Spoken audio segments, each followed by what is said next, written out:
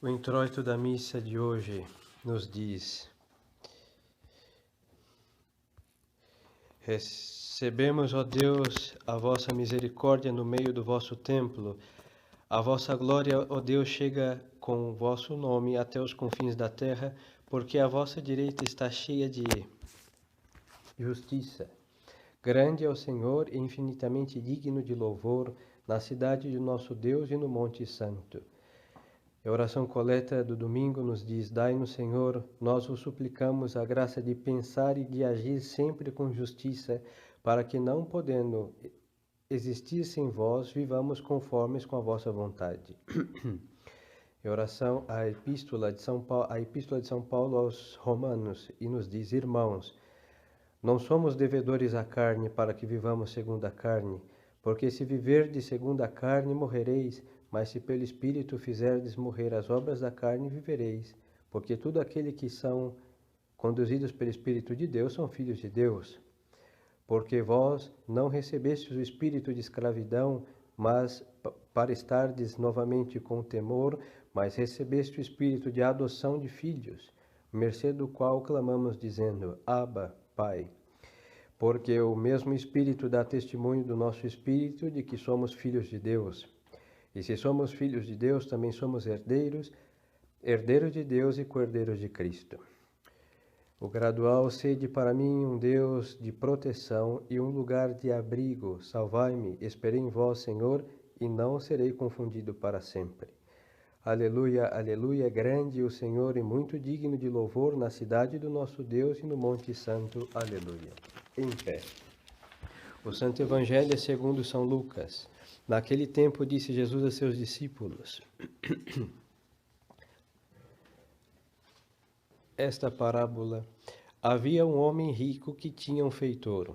Este foi acusado diante dele como esbanjador dos seus bens. E ele chamou-os e disse-lhe: que é isto que ouço dizer de ti? Dá conta da tua administração, porque não mais poderás ser meu feitor. Então o feitor disse consigo: que farei, visto que o meu senhor me tira a administração? Cavar não posso, de mendigar tenho vergonha. Sei o que hei de fazer para que, quando for removido da administração, haja quem me receba em sua casa. Tendo chamado, pois, a cada um dos seus devedores, do seu senhor, disse ao primeiro: quanto deves a meu senhor? E ele respondeu: 100 medidas de azeite. Então disse-lhe: toma o teu título de obrigação, senta-te depressa e escreve 50. Depois disse a outro: e tu quanto deves? E ele respondeu: 100 alqueires de trigo. Disse-lhes o feitor: toma as tuas letras e escreve 80. E o Senhor louvou o feitor iníquo por ter procedido prudentemente, porque os filhos deste século são mais hábeis na sua geração que os filhos da luz. Portanto, eu vos digo: granjeai amigos com as riquezas da iniquidade, para que, quando vierdes a precisar, vos receba nos tabernáculos eternos. Sentados. A antífona do ofertório: o Senhor há de salvar o povo que é humilde e de derribar a arrogância do soberbo, porque só vós sois o Senhor, só vós sois Senhor Deus.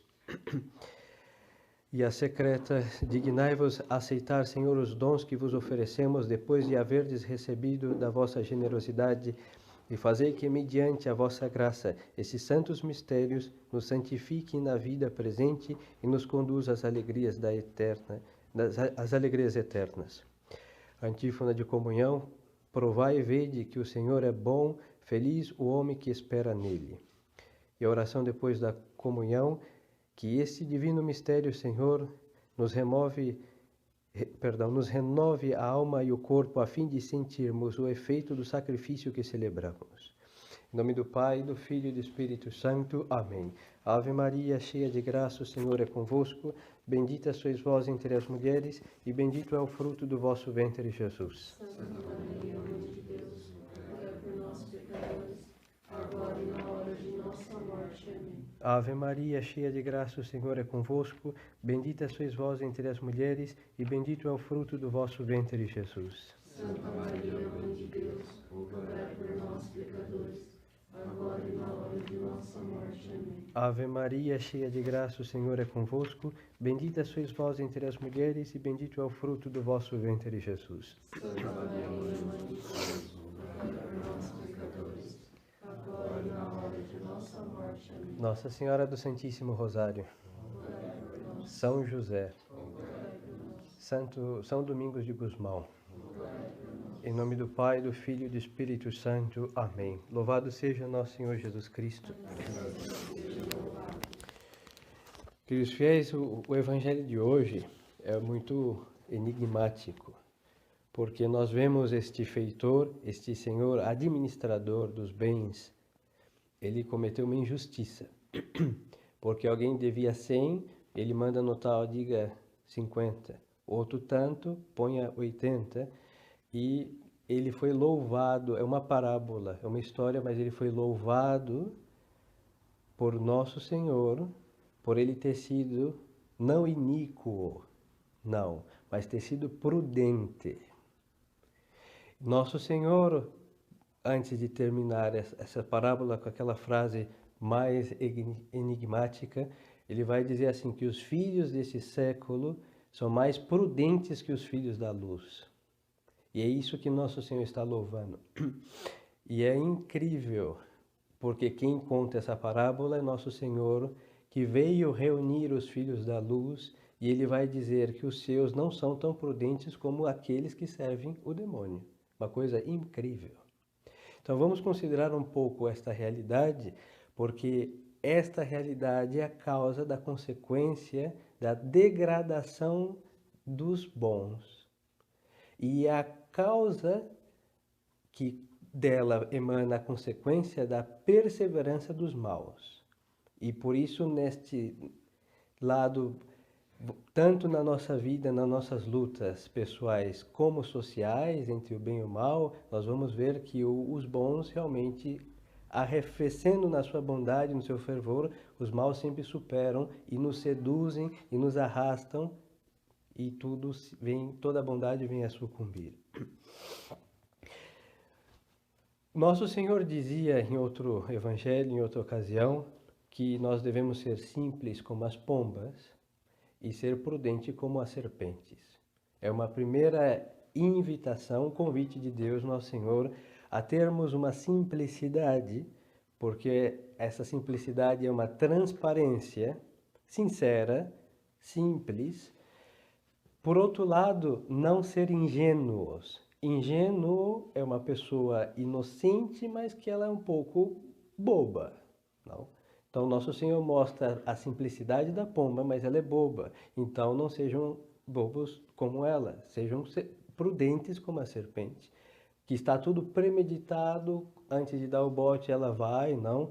E a natureza lhe deu uma cor para se camuflar no meio do mato, ou de onde ela estiver, outras não, mas podem atrair pela beleza, inclusive. Que lindo, uma coral, olha só que pele magnífica, e vai lá, toca nela e ela inocula o veneno dela. Bom, os filhos da luz, os que seguem nosso Senhor, esta simplicidade nós nem necessitamos explicar. Tudo começa muito simples. Nosso Senhor começa no Antigo Testamento com um povo simples, judeus. Os judeus não se destacavam nem por sabedoria, nem por construções magníficas de arquitetura, os egípcios 1000 vezes melhor do que eles, nem por grandes técnicas de agricultura, não, poucos sabiam, seguramente copiou dos outros, nem por filosofia até hoje, nunca foram grandes filósofos, nunca.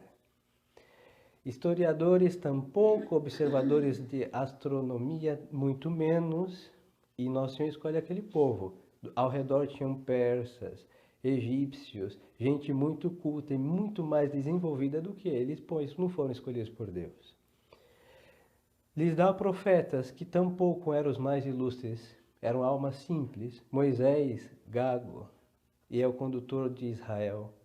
E assim outros personagens simples. Haverá gente ilustre, um rei Salomão? Sim, mas é a exceção da sabedoria. Bom, e este povo pequeno vai levar a revelação, e quando Deus se encarna, mais simplicidade. Nasce o bom Deus num presépio, palhas, estábulo, não tinha lugar, e o bom Deus menino vai crescer como esquecido ou não conhecido pelos outros, só pelos seus, sua mãe santíssima, São José, vai depois pregar e vai escolher quem? Pescadores, gente mais simples do povo. Tinham escribas, tinham fariseus, gente letrada, gente culta, sacerdotes. Não tem um sacerdote no meio dos que Nosso Senhor escolhe. E ele vai pregar e vai atrair quem? Paralíticos, leprosos, as mulheres de má vida, de fato diziam, mas se esse homem fosse profeta, sabia quem, caso que lava os pés, etc. Madalena, perdoada, e o que é isso? Nosso Senhor está escolhendo os mais simples, os mais menesterosos e os mais pecadores também, cobrador de impostos, São Mateus e etc. E gente ignorante, os pescadores. Esta simplicidade é a maior riqueza que Nosso Senhor está usando, porque ele mostra que o efeito do que ele vai produzir não é por aptidões naturais. Não é pela força dele. Por outro lado, essas almas simples, elas vão realmente, pela simplicidade, elas vão aderir a Nosso Senhor sem nenhum interesse mais do que Deus. Porque elas não eram almas ambiciosas, nenhuma delas. Não eram almas que desejavam, pelas supostas aptidões, algo que elas não... Não, elas realmente eram almas simples. E essa simplicidade sincera, porque diante de Deus elas eram o que elas eram. São Pedro é pescador, tanto que Nosso Senhor morre, ele volta a pescar. A vida que ele tinha antes, simples, para ele, bom, o Nosso Senhor morreu, ele volta àquela vida simples e sem nenhum mal nisso. Bom, essa simplicidade vai marcar toda a nossa vida católica, porque depois os que se converterão serão aquelas gente simples os romanos, depois vai chegar até o Império Romano, onde tudo isso mudará, mas a simplicidade segue sendo uma nota muito católica. Por outro lado, o demônio, ele não busca as almas simples. Ele usa as almas com muitas complexidades e complexos também. Primeiro, olhando este exército que Nosso Senhor reúne, o demônio vai falar, não, essa é gente desprezível. Eles não têm ambições, primeiro são iletrados, pescadores, o demônio não quer nenhum pescador.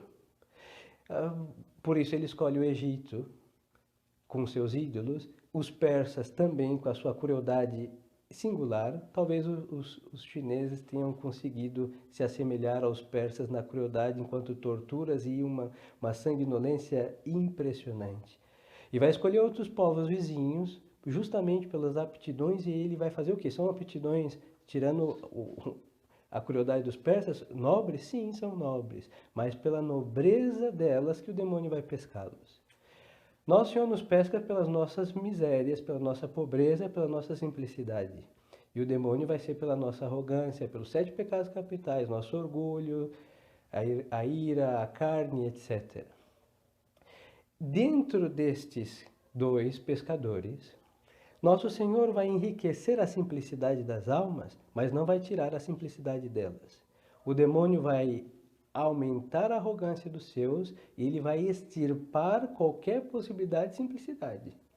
É o caso do fariseu, que olha para o publicano e diz, Senhor, olha, eu jejuo 2 vezes por semana, pago o dízimo de todas as minhas coisas e não sou como aquele dali.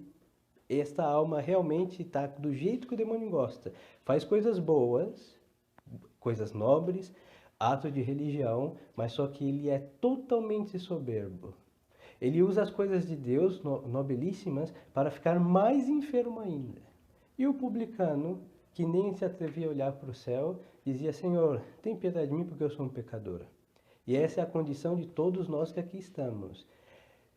A humildade do publicano não sei se nós temos, mas só que na missa que nós vamos assistir, o tanto de Kyrie eleison que nós dizemos, que é Senhor tem piedade de mim, e os 2 confiteor, e os 2 vezes que batemos no peito, não é para nos orgulhar que nós somos católicos, é porque nós somos pecadores. E a ideia de pecador, ela perdura em toda a nossa vida.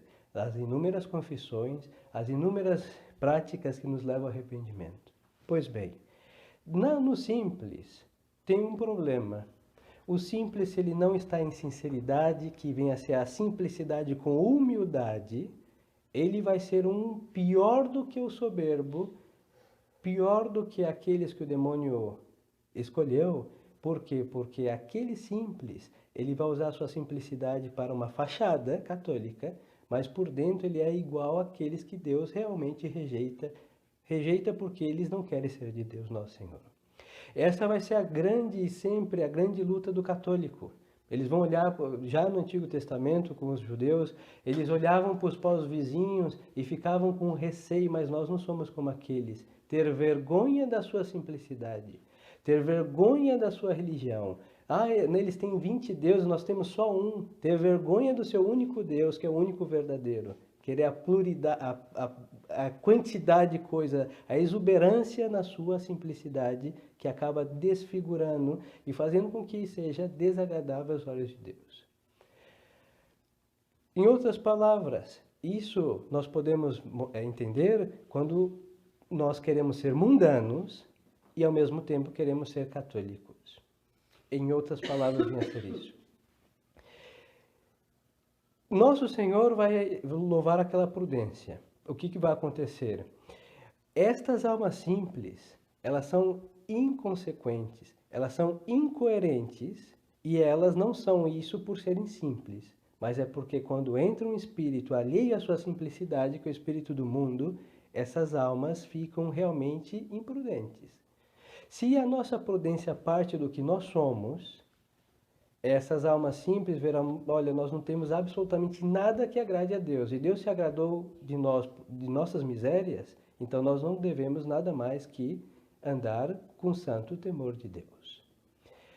As almas mundanas poderiam, em sua coerência, e elas são sim coerentes, olha, nós temos tudo que Deus recusa, e nós estamos a serviço da iniquidade, do prazer da carne, da ganância do dinheiro, do que vão pensar, da opinião pública, das redes sociais, e eles vivem em coerência com isso. E de modo a dizer, sem exagero de minha palavra, creio que de um modo perfeito, porque cada um busca o que, de modo muito bem ponderado, a dizer com um modo muito bem dito, como o homem quer ouvir e o que eles querem ver. Assim, queridos fiéis, nós vemos que aqueles do mal, eles têm uma prudência muito grande, porque eles mostram realmente o que eles são. E esta astúcia é incrível, porque o homem mundano, ele não mede consequências de todos os males a serviço, de toda a carne, de toda a sujeira que pode ser feita, de todos os enganos que podem ser premeditados, de toda pessoa que deve ser eliminada. É só olhar a vida do crime, muito bem organizada. Por quê? Porque eles buscam o que eles querem, eles buscam, e os meios para alcançar isso são muito bem acertados. Mas as almas simples querem Deus. Sim, que nós queremos. Os meios para chegar até Deus são tão simples quanto elas, porém, como são meios de Deus, são poderosíssimos, mas o de lá é muito mais sedutor. Por isso, para uma alma simples, inoculada pelo demônio ou pelas suas vãs cogitações, a nossa fé não é suficiente. A nossa oração não serve para muita coisa, e ser católico não é só isso, é uma coisinha, porque ela pegou a sua simplicidade real e ela empobreceu as coisas de Deus. Ela pegou a sua miséria e deixou as riquezas de Deus miseráveis para ela. Ela pegou a sapiência de Deus e deixou ignorante com a própria ignorância dela. É isso que nós fazemos. E por isso nossa vida católica pessoal anda em crise. Por isso a nossa vida católica social anda em crise. É a crise da igreja. E por isso a sociedade de católicos anda em crise. Porque nós temos uma propriedade de deixar miserável tudo aquilo que Deus enriqueceu. Por outro lado, os filhos do mundo, pelo contrário, eles enriquecem as coisas que o demônio enriqueceu e fazem com juros e correções monetárias aquilo crescer a um nível tal que a potência de maldade daquilo consegue calar a bondade dos bons, não só por questão de número, mas por questão de poder. Se Deus não intervém, hoje não existiria um crucifixo, hoje não existiria um terço, hoje não existiria um católico. Porque se fosse a medida de nossa profissão, o catolicismo não teria chegado nem nas Américas. Por isso nós vemos que a nossa fé realmente é divina. Por outro lado, os maus, eles não têm um poder sacramental satânico. Não, só tem somente o pecado e os seus efeitos e as suas seduções. Por isso nosso Senhor está louvando, elogiando a prudência dos maus. E ele disse, se os filhos da luz fossem prudentes como os filhos das trevas, imagine o que teríamos. É olhar uma Idade Média, é olhar os santos de Deus, que em quantidade de homens criados são pouquíssimos, mas por quantidade de tempo de catolicismo são inúmeros. E ver o que nós podemos fazer com a graça de Deus se nós somos prudentes e coerentes e consequentes com a nossa fé. E não olhar com receio, com certo gosto as coisas do mundo. Então essa administração dos bens de Deus deve ser prudente. E essa prudência deve ser com a prudência administrar as coisas de Deus, os dons de Deus, com a prudência dos homens que não são de Deus. Lhes dou um exemplo desta inúmera prudência. E essa prudência mais acabada é de uma altura tal que nós não temos maior. Nossa Senhora, Maria Santíssima. Maria Santíssima, ela sempre quis, contra a tradição, ser a escrava da mãe do Messias. Era isso que ela desejava. E ela faz um voto de castidade, que não era usual entre os judeus, porque queriam ter muitos filhos, para eles era uma bênção específica de Deus. E ela faz um voto de castidade, contra todo o comum, é claro, influenciada por Deus, dócil à influência de Deus. Perfeito.